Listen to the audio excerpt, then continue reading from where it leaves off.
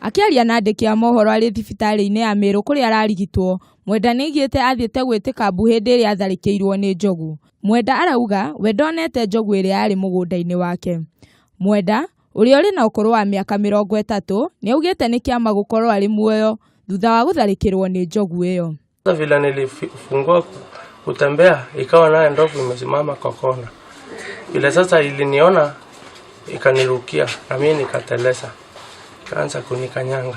MCA wa gĩcigo kĩa Nkomo na ũrĩa ũracereire Mwenda thibitarĩ-inĩ ya Meru John Kithinji nĩaugĩte nĩ makoretwo magĩthĩnio mũno nĩ njogu, akĩũria thirikari ĩingĩrĩre ũhoro ũcio.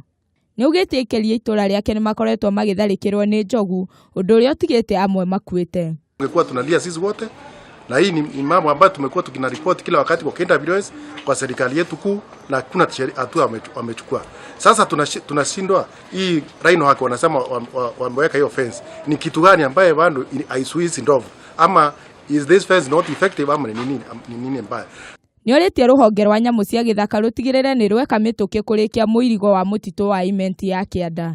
Handũ-inĩ ha Kameme TV, njĩtagwo Wambui wa Njenga.